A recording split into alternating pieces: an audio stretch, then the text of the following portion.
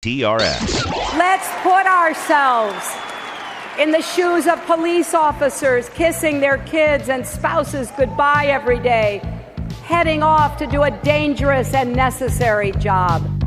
Hillary Clinton, the last night of the Democratic convention in Philadelphia, our own, or ABC's own, Aaron Katersky, was there each and every day. Good morning, Aaron.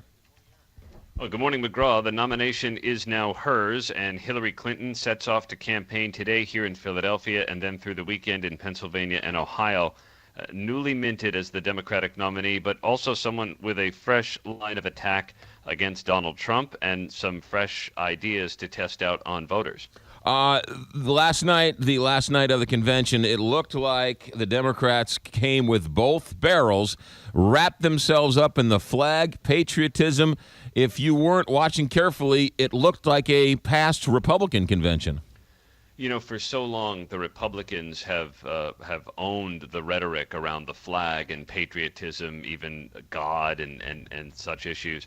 And really, Hillary Clinton seemed to appeal to Republicans who didn't recognize their party in Donald Trump. She said he has taken the GOP from morning in America to midnight in America. And she said his vision has been, kind of dark and gloomy, and she painted a more optimistic portrait of America's future and challenged Americans to work together and reject someone who says, I alone can fix it. You've been in the room all week. What was it like when the Muslim father of the slain soldier from Iraq stood up and pulled out his copy of the Constitution and wanted Donald Trump to read it?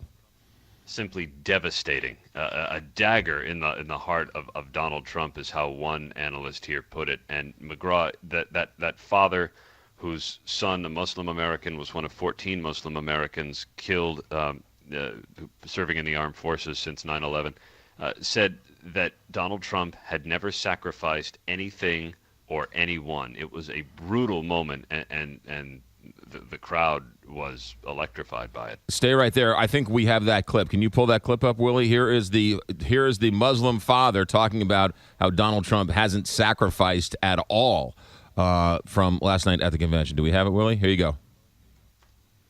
You have sacrificed nothing and no one. We cannot solve our problems by building walls. It was pretty powerful. But it was the soldiers on stage. It was the police officers on stage. It was the families of fallen police officers on stage. It looked like that the Democrats were on the offense. Well, they sure were, and I think they were making the point that this is not a partisan issue. Democrats can embrace police just as much as Republicans can, and it was left to the sheriff of Dallas County to lead a moment of silence for fallen officers. Yes, there were boisterous calls on the hall for Black Lives Matter, but Hillary Clinton tried to strike a balance in her speech, saying that there is room to embrace both police and protesters, and she said that she would work to bring the sides together. It was that stress in her message. Everything was about working it out together instead of putting it in the hands of a singular opponent like Donald Trump, who kept saying that he alone can fix the country's problems. You were there. I'm sure you talked to some Bernie Sanders supporters. Have they put down their arms and joined the Hillary movement? Not all. I would say some. Some others no. And there were a few walkouts, and they stormed out of the hall, a group of about 30 of the Sanders supporters. Some others said that, look, Sanders lost. They are now going to get on board, maybe holding their nose. But for many of them, it's beyond Bernie Sanders. At this point, it's about the grievances that he raised about the inclusiveness in democracy, money in politics, the rigged system that Sanders calls it. And Hillary Clinton was ready for that. She said she credited Bernie Sanders, but then challenged his supporters to get on board, if for no other reason than to enact the most progressive platform that the Democratic Party has ever adopted. She said, we wrote it together. let's enact it together. Yeah, she was, when she rolled that out, is she was not shy about, well, I should say the criticism is that she didn't reach across the party lines. In some ways she did, but in other ways she laid out a very progressive agenda.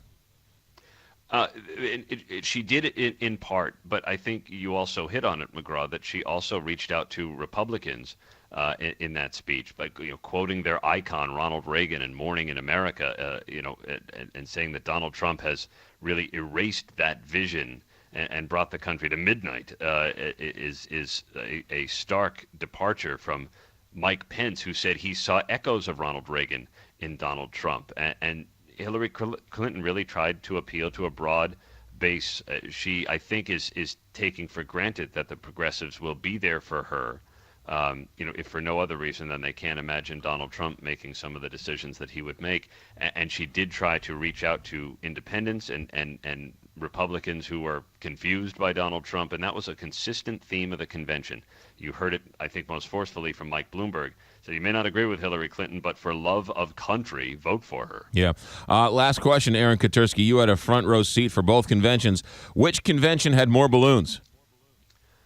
I think the Republicans actually, if the counts were to be believed, had more balloons. Mm-hmm. But the way they fell in Philadelphia kind of left the delegates having to wade through them to try and escape the floor. So I'm not sure whether they were bigger balloons or whether I can't imagine what it was, but it's always a neat moment to see the candidate and their family just awash in this shower of red, white, and blue. Yeah, no, that is one of the traditional shots that we always get. Hey, Aaron, thanks for checking in each day. Have a good weekend, and we'll talk down the line. Sounds good, man. Thanks, McGraw. 6:57.